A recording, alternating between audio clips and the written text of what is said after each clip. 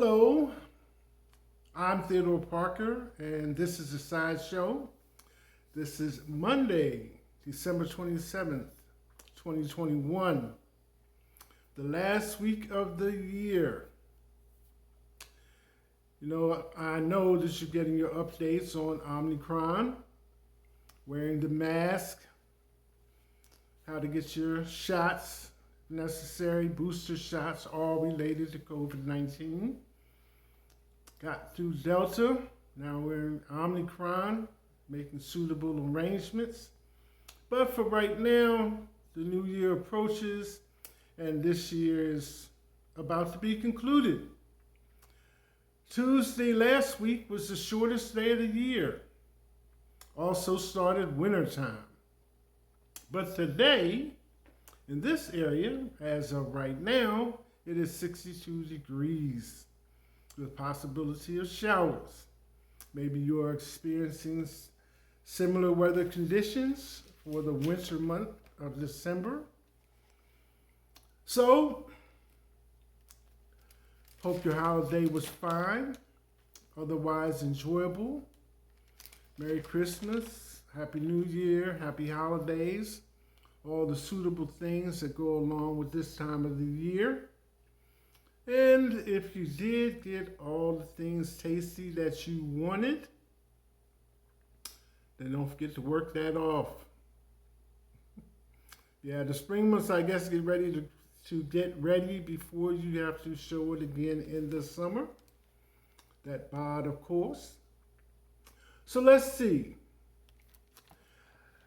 Over the weekend, a couple things caught my interest. I'm not really didn't plan on doing a lot of big news items. So I wanted to kind of just touch on a few things and let you get on with it, and I'll get on with it. And we'll see what arrangements are made for Times Square, et cetera, if they have not already been announced. So, besides sports and all those other activities that caught my interest, Sunday, Face the Nation. I didn't write down the exact reporter, correspondent that interviewed, this is speaking on Vice President Kamala Harris, interviewed her on Face the Nation. That was a in-person interview with suitable distance arrangement. And in the middle of that interview, surprised me, was a conversation about an interview, Zoom type interview that Vice President Harris had with Charmaine the God, who is also on TV with his own program.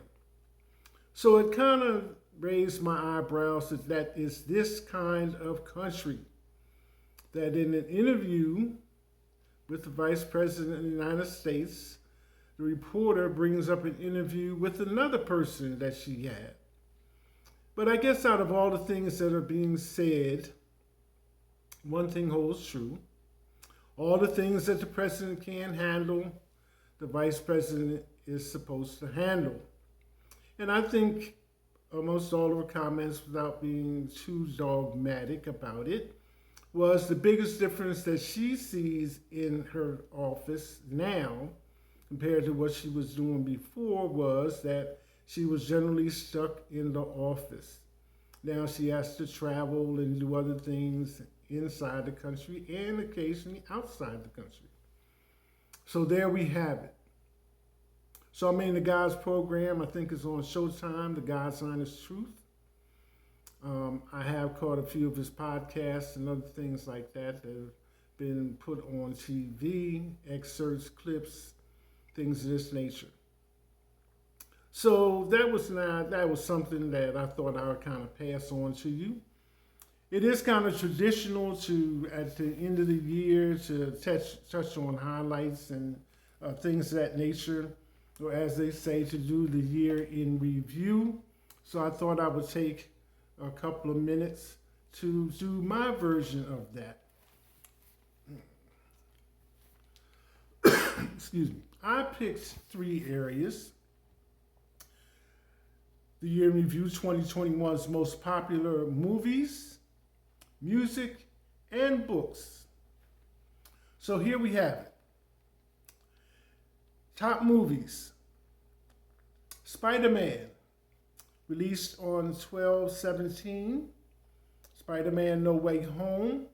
Box office was $388.6 million. Number 2, Shang-Chi and the Legend of the Ten Rings. Released in September the 3rd. $224.5 million. Number 3, Venom, Let There Be Carnage. Released 10/1, $212.5 million. And Black Widow, released 7/9, $183.6 million. F9, The Fast Saga, released 6/25, how about that date? $173.4 million. Okay, that's your movies. Now, top songs. Levitating, Dua Lipa. Number 2, Save Your Tears by The Weeknd and Ariana Grande.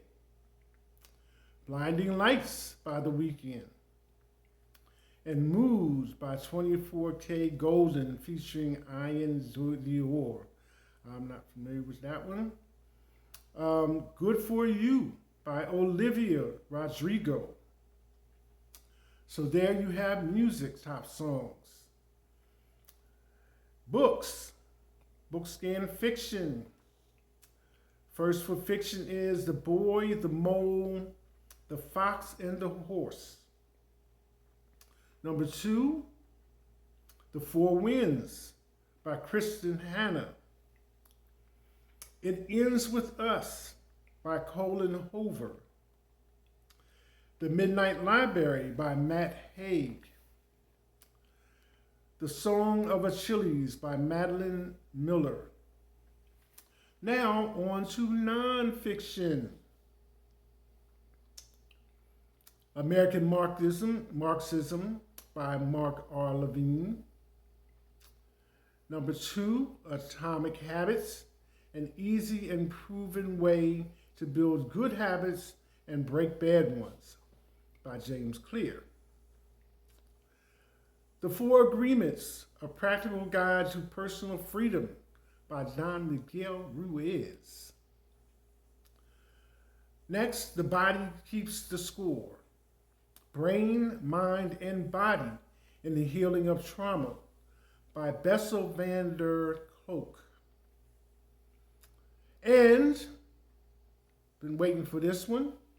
If you remember, on inaugural day in January of this year, a young black lady got up and did a poem.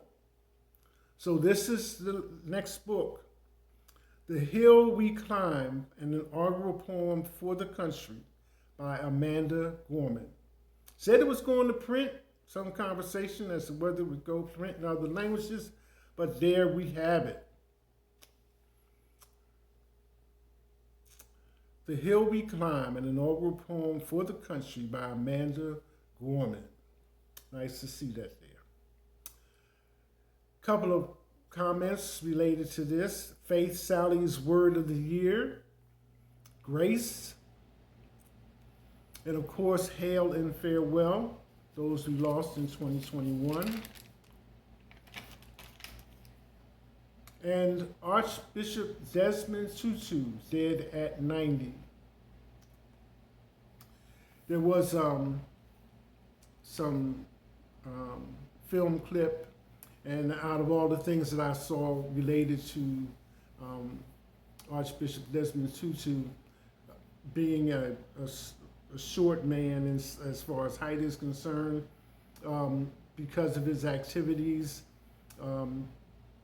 One lady said to him, Bishop, if you see how we are celebrating now for you, wait until Mandela comes. So Archbishop Desmond Tutu dead at 90.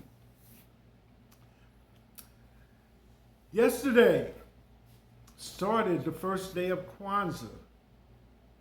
Around this time of year, things are kind of wrapped up in Christmas, but as a black person myself, I've kind of reached out and educated myself about Kwanzaa, and I thought it would be okay to kind of pass on a few points.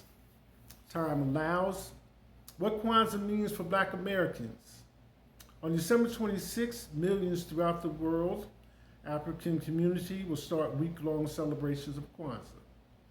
There will be daily ceremonies with food, decorations, and other cultural objects, such as Kinara, which holds 7 candles at many Kwanzaa celebrations and ceremonies.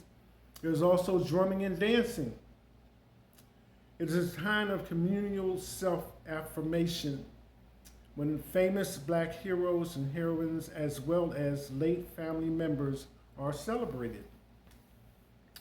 The scholar who wrote this is Professor Vanderbilt, and his comment next kind of gives a little validation. As a scholar who has written about racially motivated violence against blacks, directed black cultural centers on college campuses, and sponsored numerous Kwanzaa celebrations, I understand the importance of the holiday. For the history of Kwanzaa, Alona Koringo, a noted black American scholar and activist, created Kwanzaa in 1966. Its name is derived from the phrase Marunda ra Kwanzaa, which means first fruits, Matunda ra Kwanzaa in Swahili, most widely spoken African language. However, Kwanzaa, the holiday, did not start in Africa. Each day of Kwanzaa is devoted to celebrating the 7 basic values of African culture, or the Nguzo Saba, which in Swahili means 7 principles. The 7 principles translated, these are unity, self-determination, collective work and responsibility, cooperative economics, building black businesses, purpose, creativity, and faith. A candle was lit on each day to celebrate each one of these principles. On the last day, a black candle is lit and gifts are shared. Today, Kwanzaa is quite popular. It is celebrated widely on college campuses. The U.S. Postal Service issues Kwanzaa stamps.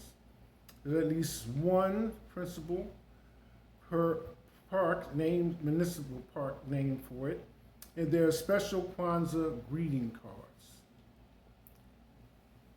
So I just wanted to share those things with you today, Monday, December 27th, 2021, as we approach the new year and engage in our Kwanzaa celebration.